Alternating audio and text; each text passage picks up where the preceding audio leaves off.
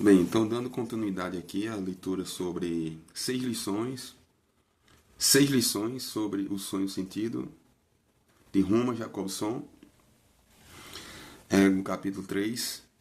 Então, é verdade que já no decurso dos anos 1870, alguns investigadores entreviram o problema da relação entre o sonho sentido, o problema do funcionamento dos sonhos ao serviço da língua.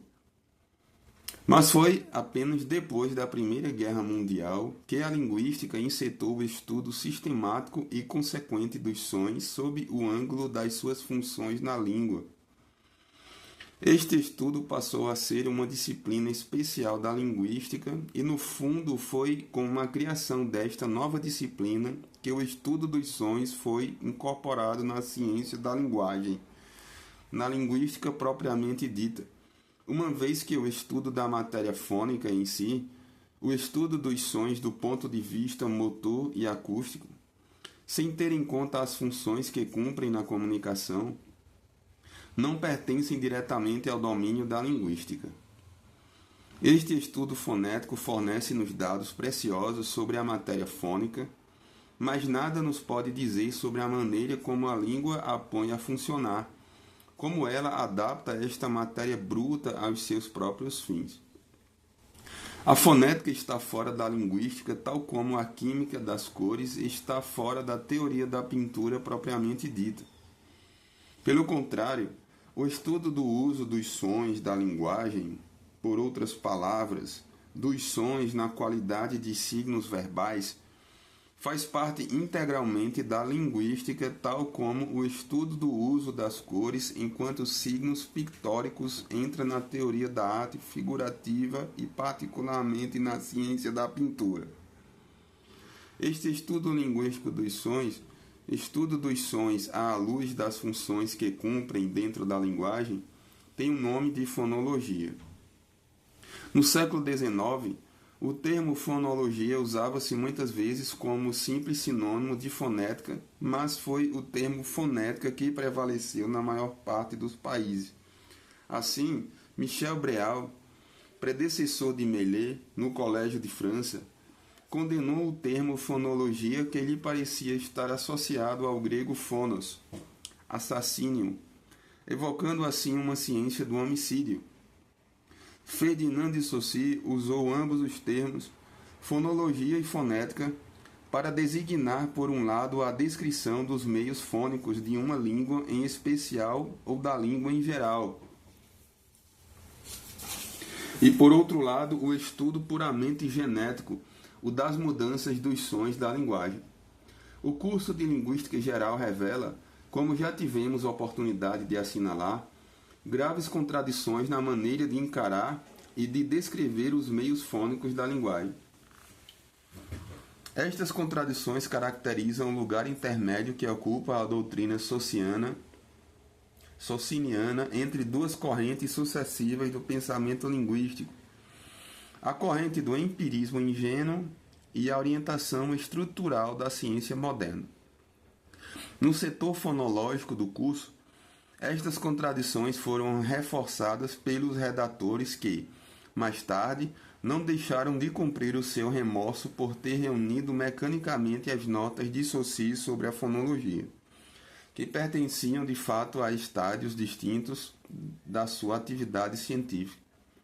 Assim encontramos no capítulo 7 da introdução uma identificação resoluta da fonologia e da fisiologia dos sons enquanto, linhas mais longe, Saussure defende que aquilo que interessa para a análise não são os movimentos do aparelho vocálico necessários para produzir uma impressão acústica, mas unicamente o jogo de oposições que a língua põe a funcionar.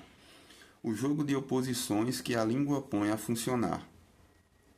O que interessa na palavra, lemos em seguida, não é o som em si, mas as diferenças fônicas que permitem distinguir esta palavra das demais, pois são estas diferenças que comportam a significação, segunda parte, capítulo 2. São estas diferenças que comportam a significação. É no aspecto significativo da fonologia, o som concebido como significante, que os alunos de Saussure tiveram razão em insistir. Uma das primeiras e mais claras manifestações da doutrina sociniana, o livro de Albert Schweitzer, Programa e Métodos da Linguística Teórica, publicado em 1908, declara resolutamente: a visão errônea que combatemos repousa na confusão de duas coisas bem distintas: a ciência da voz enquanto fenômeno físico e fisiológico e a fonologia ou estudo dos sons da linguagem organizada. Página 232. É do símbolo que temos de partir, e aquilo que importa é menos a sua qualidade intrínseca do que a sua relação com todos os outros símbolos. As características que permitem a um tempo diferenciá-lo de tudo o que não é ele e assimilá-lo com tudo o que lhe é gramaticalmente idêntico. A sua qualidade material deve permitir esta dupla operação. Para isso é preciso analisar em elementos fonológicos qualidades bem definidas. E para que essas qualidades possam ser bem definidas, é preciso que existam não tanto em atos concretos, passageiros, mas como ideia, como símbolos. Seria impraticável que essas ideias de sons fossem em número demasiado elevado, variando de palavra para palavra. Cada língua supõe um sistema fonológico, ou seja, uma coleção de ideias de sons. Um sistema fonológico, ou seja, uma coleção de ideias de sons.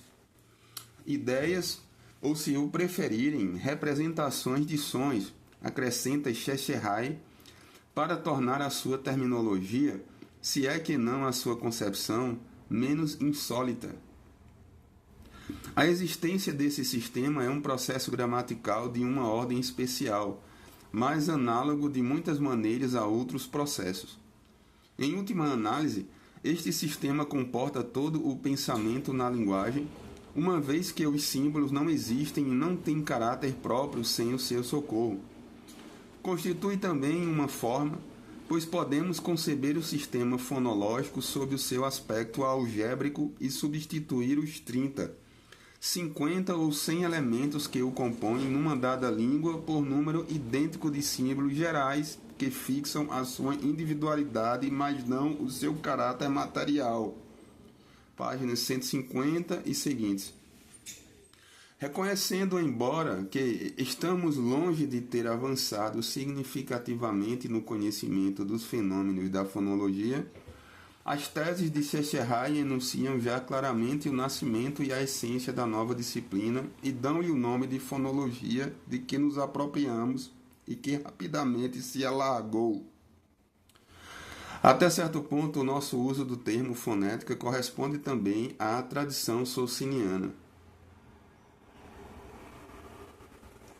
Concebemos a fonética propriamente dita como um exame dos sons da linguagem, abstração feita das funções linguísticas que cumprem.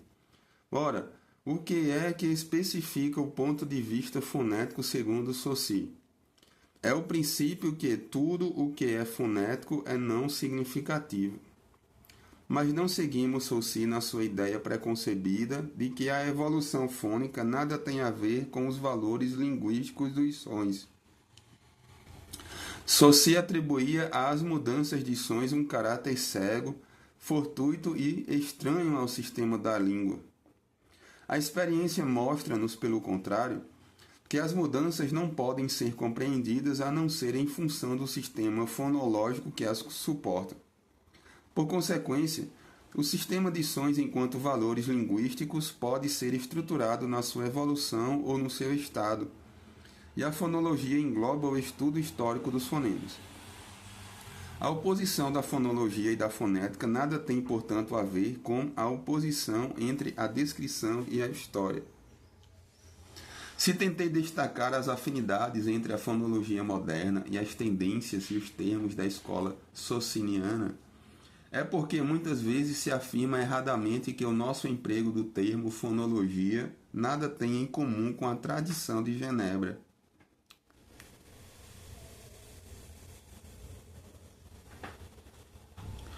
O estudo fonológico, descritivo assim como histórico, teórico assim como concreto, realizou rápidos progressos no decurso dos últimos 15 ou 20 anos. Não é muito fácil orientarmos-nos nestas investigações. Não possuímos sequer bibliografia, por incompleta que seja. Ora, os trabalhos fonológicos estão muito dispersos.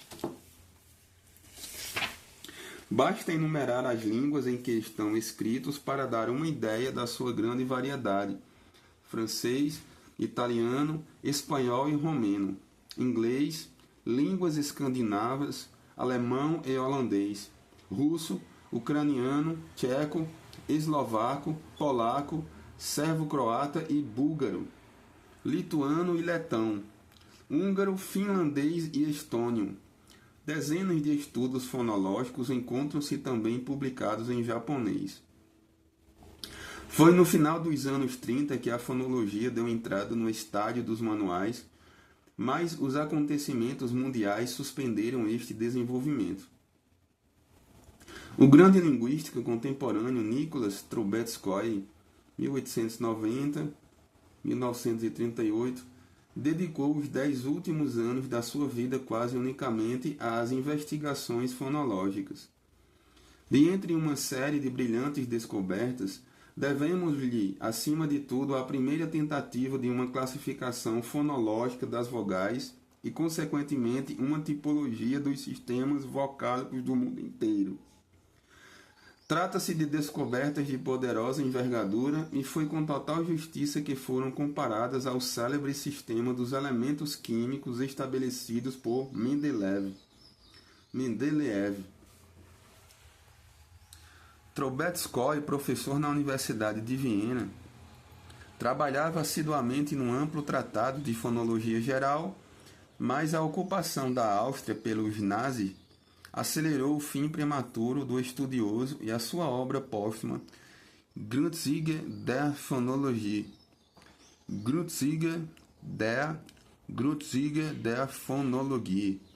sétimo fascículo dos trabalhos do Círculo Linguístico de Praga, publicado em 1939. Contém apenas a primeira das duas partes projetadas e mesmo esse primeiro volume não foi terminado pelo autor. Foi igualmente em 1939 que o linguista de Leiden, Nicolas van Willig, publicou o único manual completo de fonologia, mas este livro, escrito em holandês com o título de Fonologia, apenas foi acessível a um número restrito de leitores, e uma segunda versão deste trabalho, que o autor esperava publicar numa língua de maior difusão, não chegou a ver a luz, tendo o autor morrido em 1941 nos Países Baixos ocupados. É sobretudo nos trabalhos do Círculo Linguístico de Praga, do primeiro ao oitavo volume, 1929-1939, que encontramos diversas contribuições fonológicas devidas a linguistas de vários países. Os belos princípios das investigações fonológicas na América assinalam-se pelos trabalhos de Edouard Sapir, cuja morte prematura, 1939, é uma perda dolorosa para a ciência mundial, e pelos de Leonard Bloomfield, o eminente mestre da atual linguística americana. Permito-me chamar a vossa atenção, acima de tudo, para os capítulos fonológicos do livro Language, obra capital de Bloomfield, Language, obra capital de Bloomfield, publicada em Nova York em 1933, e sobre a obra luminosa de Sapir intitulado Sound Patterns in Language, publicado em 1925, no primeiro fascículo da excelente revista Language, órgão da Sociedade Linguística da América. Esta revista continua a publicar importantes contribuições para o estudo fonológico. À luz de todas estas investigações numerosas e multiformes, como é que se coloca a questão primária da fonologia, a questão do fonema, ou seja, do som enquanto valor significativo? Claro, na definição atual de fonema, É o seu valor linguístico que tomou o primeiro lugar. Não são os seus fundamentos psicofonéticos que determinam o fonema, mas os usos que cumpre na linguagem.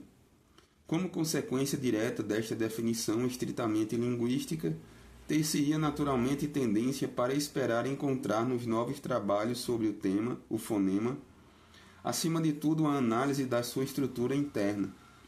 Esta expectativa cedo se revela falsa. A análise estrutural do fonema ainda se encontra por fazer, e em vez desta análise encontramos na maior parte dos estudos sobre o fonema, acima de tudo, uma discussão cerrada sobre o seu modo de existência. Um desses estudos, o do linguista polaco Witold Doroszewski, tem um título eloquente: A Volta do Fonema. É com efeito hábito levar o leitor a andar à volta do fonema em vez de o introduzir imediatamente no interior. A herança latente da psicofonética vive ainda, e apesar de reconhecermos que o fonema é um fenômeno linguístico definido pela sua função, continuamos a perguntar obstinada e ingenuamente: mas onde existe então esse fenômeno linguístico? Continuamos à procura das correspondências dos fonemas no espírito do sujeito falante.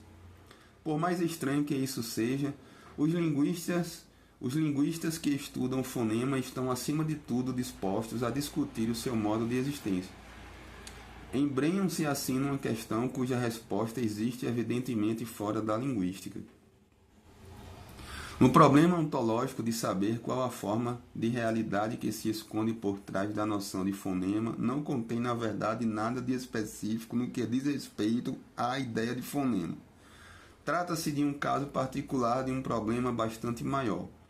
Que gênero de realidade se pode atribuir a qualquer valor linguístico e mesmo a um valor em geral? Abordemos, por exemplo, a mais pequena unidade gramatical, seja a raiz, seja o simples sufixo ou prefixo, aquilo que se chama morfema na linguística moderna e de acordo com o termo forjado por Baldwin de Courtenay.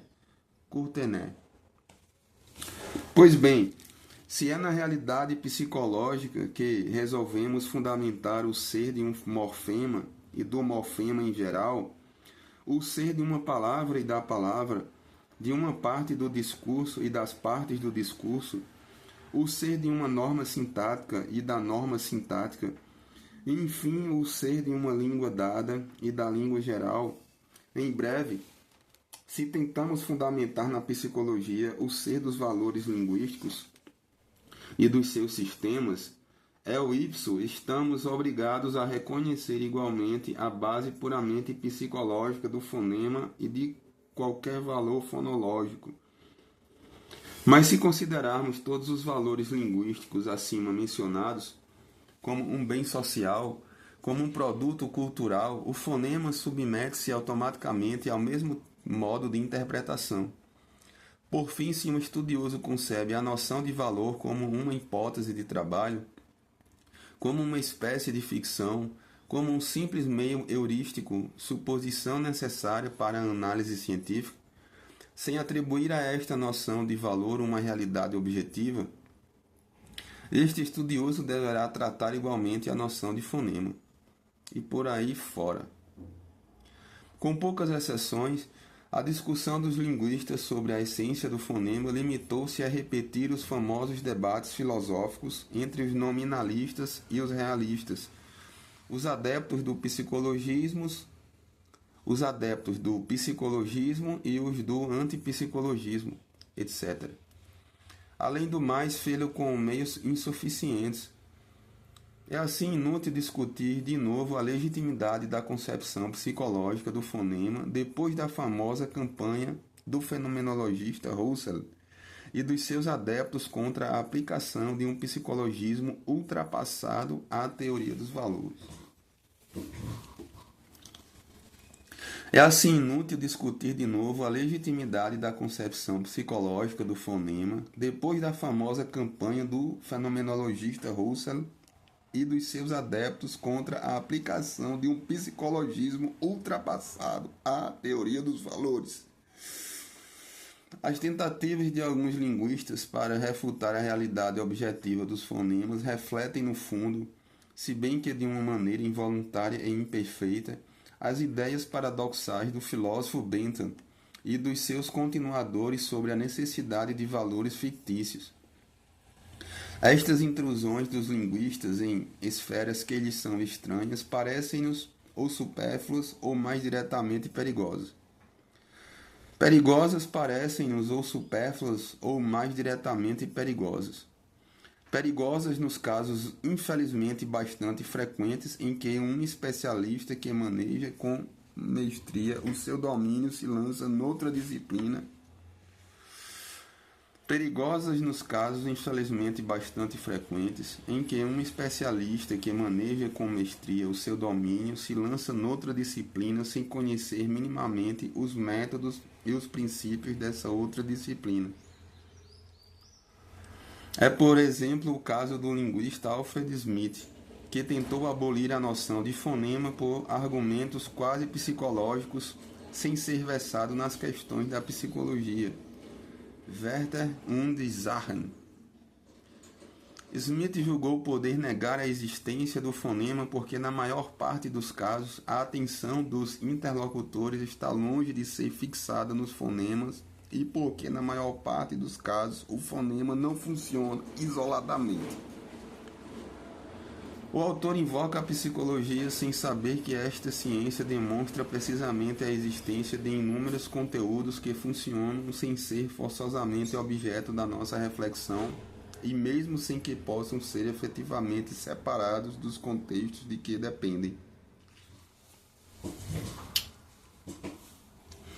Smith julga que para o sujeito falante é a palavra a mais pequena unidade linguística, mas este caso reflete, na verdade, um fato nitidamente patológico. A palavra é o mais pequeno fenômeno linguístico para um falante atingido por uma espécie de afasia que se chama afasia atática. Este doente conserva o seu léxico habitual e está em estado de emitir impecavelmente, mas fora destas palavras que lhe são familiares, já não é capaz de usar os mesmos fonemas e as mesmas sílabas em que consiste o seu resíduo lexical. Pode dizer café, café, mas se lhe é proposto pronunciar feca ou fac, já não será capaz de o fazer. Contrariamente ao que acontece com este doente e contrariamente à ideia de Smith acerca do falante normal, o verdadeiro sujeito normal não encara a palavra como uma unidade petrificada, completamente automatizada e indivisível. É por isso que o sujeito normal, se participasse, por exemplo, na criação de um calão secreto, poderia moldar a palavra cabaré em bareca, Le Princess em Linspre, etc. E é pela mesma razão que ele é capaz de compreender ou mesmo de inventar contre-péterie, em inglês spoonerisms, ou seja, jogos de palavras produzidos por uma intervenção de fonemas. Aqui tendes alguns exemplos destes jogos de palavras que devo a Levi-Strauss e que são ao mesmo tempo jogos de fonemas, jogos que nos provam a autonomia do fonema, um só pale, um pó sale, tender votre verre, vender votre terre, mort de femme fort de main, mort de femme fort de main. Como dissemos no outro dia, R e L são dois fonemas para um francês, mas para um coreano são apenas duas variantes de um mesmo fonema. Este fonema figura sob a forma de R no começo e sob a forma de L no fim de uma sílaba. Loé, le roi, roué, le loa. Loé, le roi, roué, le loa. Ao inverter os dois fonemas líquidos, obtemos um contre-péterie, L e R, enquanto que para o uso fônico de um coreano, aquilo que nós obtemos invertendo a ordem das duas líquidas não é uma contre-péterie, não é uma mudança de sentido, é apenas uma má pronúncia do coreano. E aqui temos um outro argumento em favor da autonomia relativa do fonema, mas contra a opinião que defende que a palavra é a mais pequena unidade linguística. Imaginemos que um francês que não conhece as expressões de Calão ouve pela primeira vez a palavra mec, tipo. Pergunta a si próprio o que pode querer dizer esta palavra, mas admite que se trata de uma palavra francesa, uma vez que todos os seus fonemas, assim como as regras da sua junção, existem em francês. O monossílabo mec comporta 3 fonemas e o francês possui um número de palavras que só se distinguem da palavra mec pelo seu primeiro fonema, bec, sec, cheque, ou então pelo segundo fonema, moque, maque, manque, ou então pelo terceiro fonema, mer, messe, mer. O francês em questão não sabe o que significa a palavra mec, mas sabe que essa palavra se distingue das outras palavras mencionadas. E, consequentemente, de acordo com todas as probabilidades, supõe que terá uma significação diferente das outras palavras. Mas admitamos que este francês ouve subitamente no meio de palavras que lhe são familiares um monossílabo que difere de mec, mer, etc. Pela sua consoante final, uma oclusiva surda pré-palatal ou então uma constritiva velar, como no vocábulo mer, espuma, do tcheco. Como é que ele irá interpretar estas formas? Ou bem que reconhece o caráter estranho da consoante final e aceita esta palavra como uma palavra estrangeira, ou bem que não presta atenção ao caráter particular deste som e o associa erradamente a um dos fonemas do francês. Por exemplo, a constritiva velar ou então a constritiva chiante. Interpretará esta palavra como mec ou como mer. Vemos assim que, mesmo quando a palavra é desconhecida, os seus fonemas permitem assegurar-lhe um lugar virtual na nossa língua e reconhecer a diferença das palavras, quer dizer, a diferença das suas significações. Agora tentemos pôr a pergunta demasiadas vezes esquecida. A pergunta acerca da originalidade do fonema. Em que é que o fonema se distingue dos demais valores linguísticos? E podemos constatar de novo, desde logo, que o fonema ocupa no meio de todos os valores linguísticos e no meio de todos os valores do mundo dos signos em geral, um lugar particular. Cada frase, cada proposição, cada grupo de palavras, cada palavra e cada morfema tem a sua própria significação. É claro que essa significação pode ser muito geral, muito fragmentária e implícita. Muito fragmentária e implícita, quer dizer, pode exigir que o contexto ou a situação a precise ou a complete. Um berlinense diz num tom seco, mit, com, ou ohne, em. E num café este enunciado lacônico quer dizer: dê-me café com leite, ou então sem leite, mas se o diz numa cervejaria, isso quer dizer: dê-me um copo de cerveja branca com sumo de framboesa ou sem sumo de framboesa. A significação geral das duas preposições, presença ou ausência de um determinado suplemento, tem valor em ambos os casos. No seu livro Logical Syntax of Language, 1937, Rudolf Carnap opera com uma frase composta de palavras inventadas. Pirrots Carolise elatically. Pirrots Carolise elatically. Ignoramos o que sejam esses enigmáticos pirrots, mas sabemos que são vários, que essa pluralidade é indeterminada, que são ativos e que uma determinada qualificação indecisa da sua obscura atividade está contida na frase de que podemos mesmo derivar outras frases como a pirro Carolises or Carolised before. Compreendemos a significação gramatical e, a partir daí, a função sintática das palavras loucas, uma vez que conhecemos as desinências das palavras. Tentemos analisar um caso oposto. As raízes das palavras são-nos familiares, enquanto são indecifráveis os sufixos. Citemos a título de exemplo pares de palavras russas, cujas raízes são empréstimo ao vocabulário ocidental. Interesse, -y, student, -a.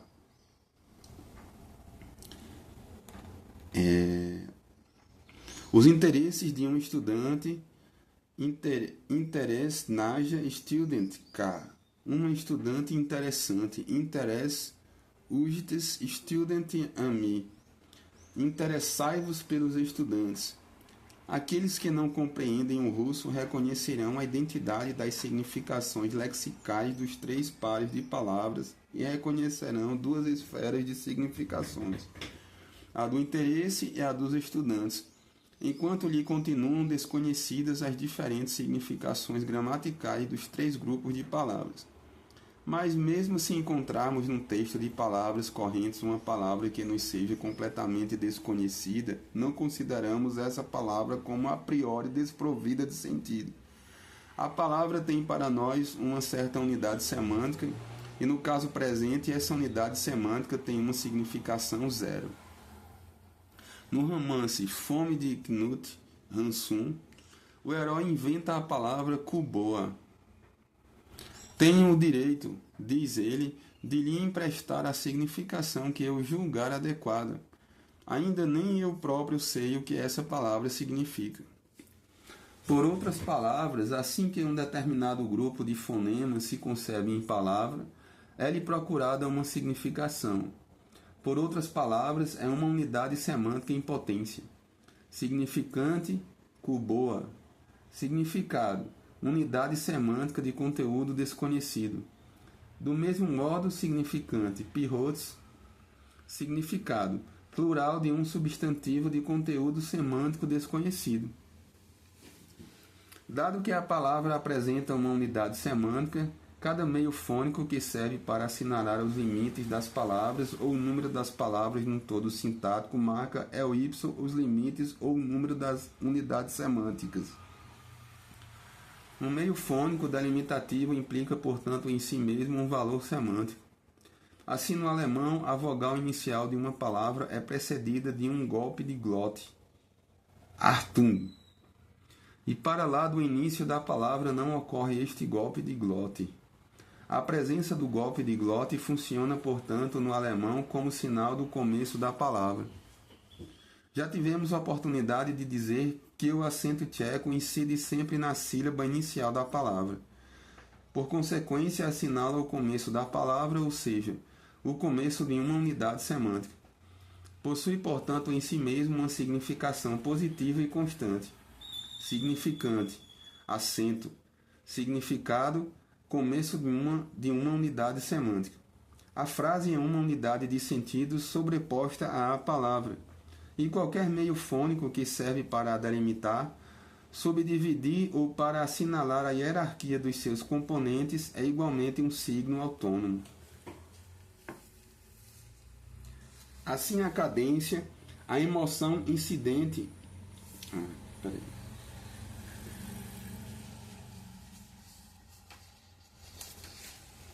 Assim, a cadência, a entoação incidente no final da frase, assinala o fim da unidade de sentido apresentada pela frase.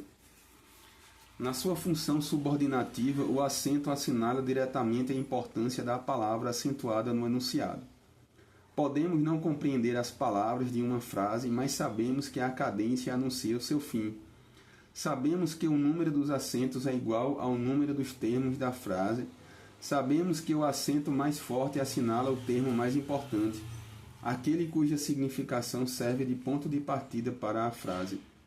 Os elementos fônicos que caracterizam a frase delimitam-na dividem-na e dão-lhe relevo, enquanto que os elementos fônicos que caracterizam a palavra em si servem apenas para distinguir as significações das palavras.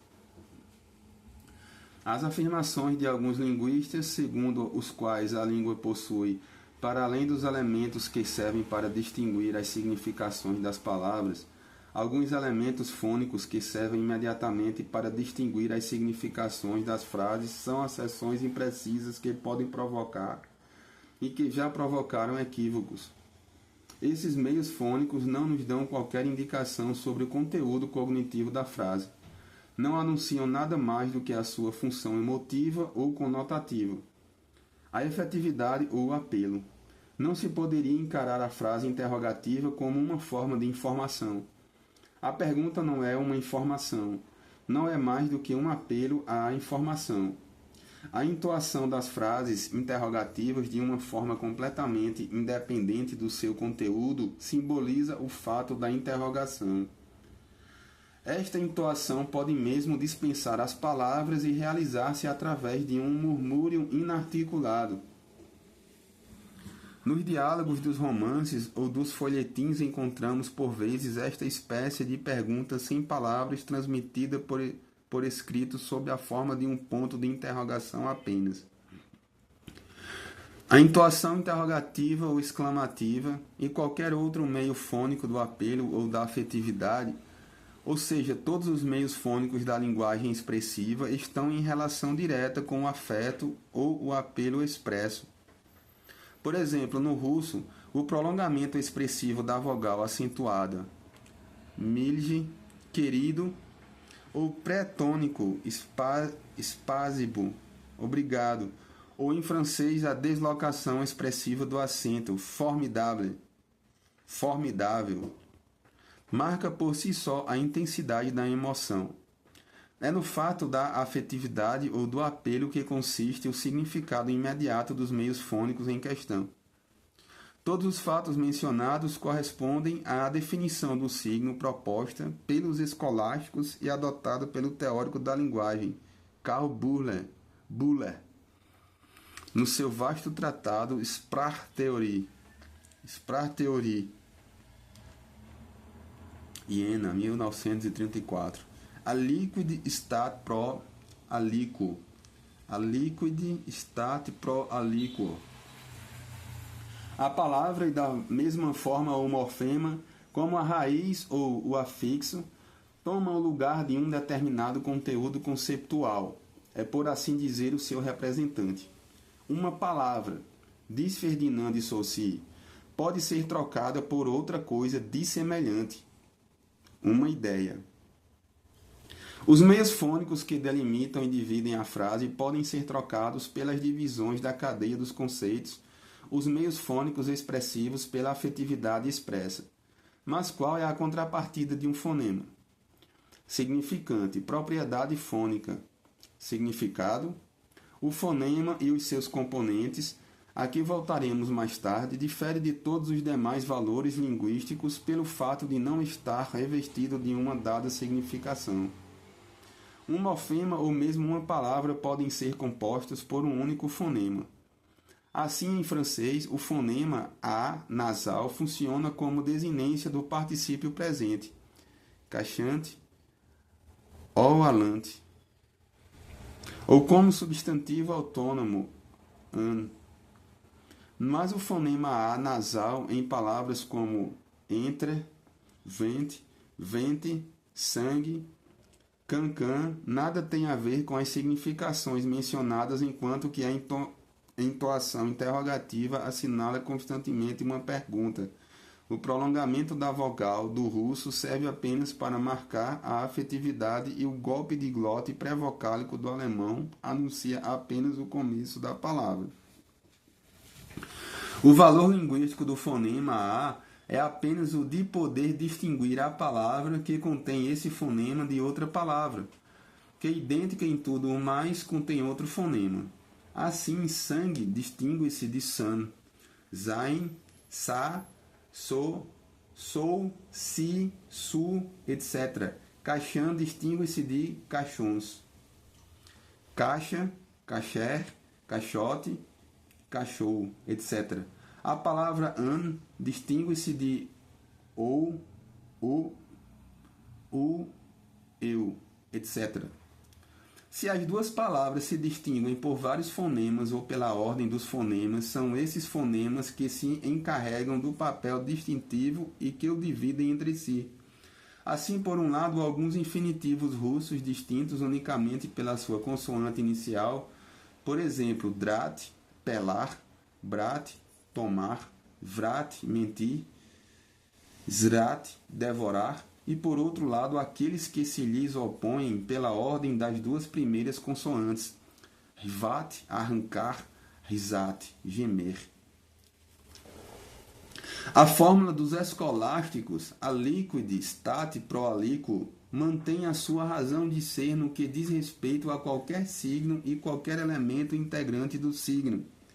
Vimos já que todos os componentes gramaticais e lexicais da língua correspondem a esta fórmula, assim como os meios fônicos que caracterizam a frase e todos os meios da linguagem expressiva.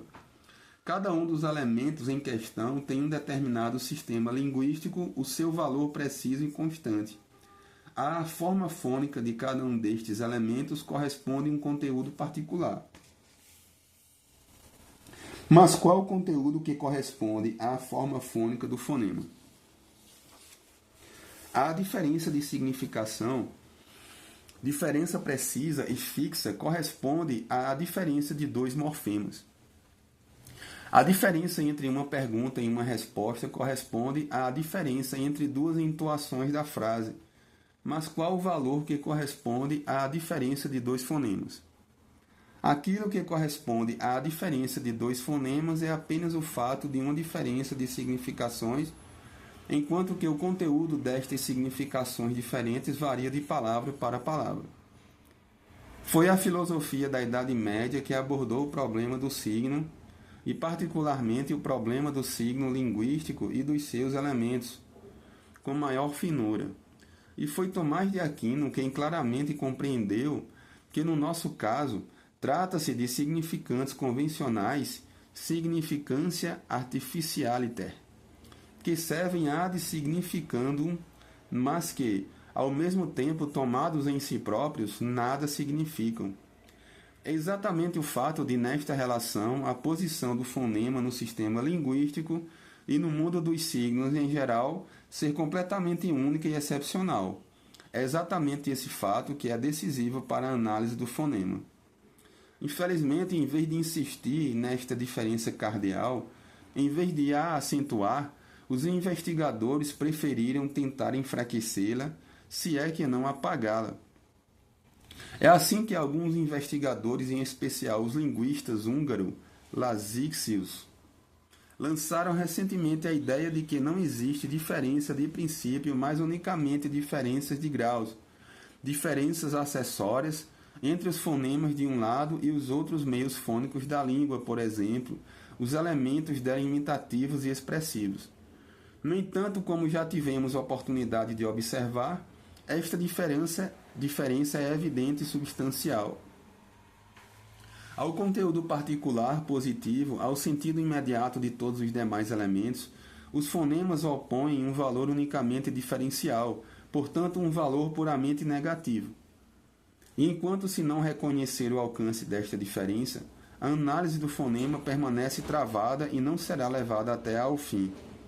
Ferdinand de Saussure compreendeu perfeitamente o caráter puramente diferencial e negativo dos fonemas, mas em vez de tirar daí as consequências que se impunham para a análise dos fonemas, apressou-se a generalizar a sua conclusão ao tentar aplicá-la a todas as entidades linguísticas. Chegou a afirmar que apenas existem na língua diferenças em termos positivos. Do ponto de vista saussuriano, a categoria gramatical é também um valor negativo. A única coisa que importa é a não coincidência com as categorias opostas. Ora, nesse caso, Saussure cometeu o grave erro de confundir duas noções diferentes. As categorias gramaticais são entidades relativas e as suas significações estão condicionadas por todo o sistema das categorias de uma dada língua e pelo jogo de oposições no seio desse sistema. É, por exemplo, evidente que a categoria gramatical do plural supõe e implica a existência de uma categoria oposta à do singular. Mas aquilo que é decisivo para a categoria do plural, aquilo que lhe dá o seu direito de existência na língua é o seu próprio valor positivo, ou seja, a designação de uma pluralidade. Saussure cita um exemplo alemão, o singular Nacht, noite, e o plural Nächte, noites. É verdade que os dois termos deste par se pressupõem, mas não se poderá seguir Saussure quando ele nos diz: tomados isoladamente Nacht e Nächte, nada são. Não o podemos admitir, porque para qualquer falante, Nächte é uma designação autônoma e direta de uma pluralidade concreta.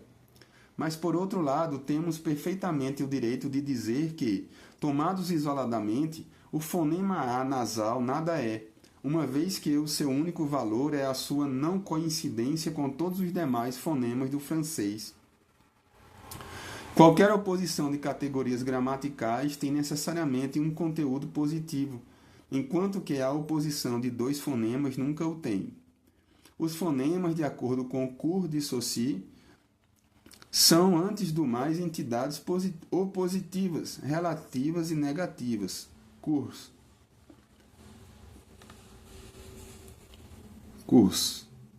Ora, as categorias gramaticais também são entidades opositivas e relativas, embora não sejam negativas. Aqui temos esta diferença que foi ignorada.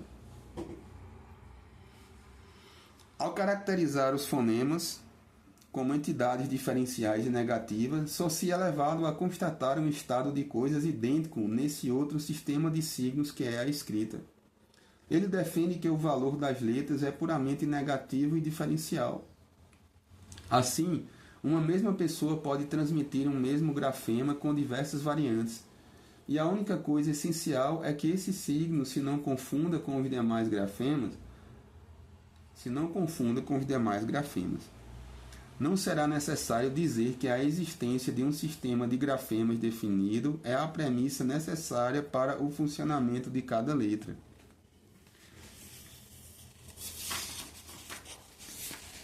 Mas aquilo que interessa em primeiro lugar é o valor particular positivo de cada grafema. Claro que a letra beta se tem de distinguir das letras alfa, gama, delta, etc., mas a razão de ser do grafema grego beta consiste em designar o fonema B, e todos os demais grafemas cumprem semelhante tarefa. A imagem gráfica funciona como significante e o fonema como seu significado. É característico que apenas o fonema, esse eixo cardeal do sistema linguístico, apresente em relação a todas as demais partes integrantes deste sistema um caráter totalmente excepcional e não é menos característico que não se encontre qualquer entidade análoga ao fonema nos outros sistemas de signos. Deste ponto de vista, não encontramos nenhuma entidade semelhante nem na língua dos gestos,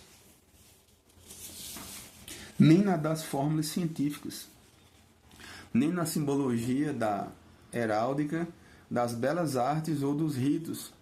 Karl Bühler tentou confrontar o fonema com outros signos como os selos do correio e os carimbos, mas a analogia é apenas superficial. Claro que os selos do correio e as marcas de fabrico são signos diferenciais, mas, ao contrário dos fonemas, cada um destes signos possui, para além e antes do mais, a sua própria significação, positiva, precisa e fixa. Assim, os selos do correio de 2 e 3 cents americanos enunciam não apenas uma diferença de valor, mas também, e antes do mais, por um lado, o destino local da carta, o de 2 cents, e por outro lado, o destino interurbano, o de 3 cents. Apenas o fonema é um signo diferencial puro e vazio. O único conteúdo linguístico, ou em termos mais amplos, o único conteúdo semiótico do fonema é a sua dissimilitude em relação a todos os demais fonemas de um dado sistema. Um fonema significa uma coisa diferente do que outro fonema significa na mesma posição. É o seu único valor. Um francês pode não conhecer nem o calão mec, tipo, nem a palavra especializada moque. pedaço de madeira lenticular. Mas ao ouvir estas palavras, supõe que significam duas coisas diferentes, pois se distinguem por um dos seus fonemas. É a este valor de alteridade, segundo a terminologia filosófica, que se reduz, no que diz respeito ao fonema, o alíquo da fórmula citada. Assim, a língua propriamente dita distingue-se dos outros sistemas de signos pelo próprio princípio da sua constituição. A língua é o único sistema composto por elementos que são ao mesmo tempo significantes e vazios de significação. A língua é o único sistema composto por elementos que são ao mesmo tempo significantes e vazios de significação. É, portanto, o fonema que é o elemento específico da língua. A terminologia filosófica inclina-se para encarar os diferentes sistemas de signos como línguas e a língua propriamente dita como língua das palavras. Poder-se-ia talvez especificá-la mais claramente se a designássemos como língua dos fonemas. Esta língua dos fonemas é, de entre os diversos sistemas de signos, o mais importante. É para nós a língua por excelência, a língua propriamente dita, a língua em si, e poderíamos perguntar se esta posição privilegiada da língua dos fonemas não se deve precisamente ao caráter particular dos componentes. Esta língua dos fonemas é, de entre os diversos sistemas de signos, o mais importante. É para nós a língua por excelência, a língua propriamente dita, a língua em si, e poderíamos perguntar se esta posição privilegiada da língua dos fonemas não se deve precisamente ao caráter particular dos componentes, caráter antinômico dos elementos a um tempo significativos e desprovidos de qualquer significação. Boa. Aqui terminamos o capítulo 3. Vou continuar depois aqui o capítulo 4. 6 lições sobre som e sentido, de Roman Jakobson.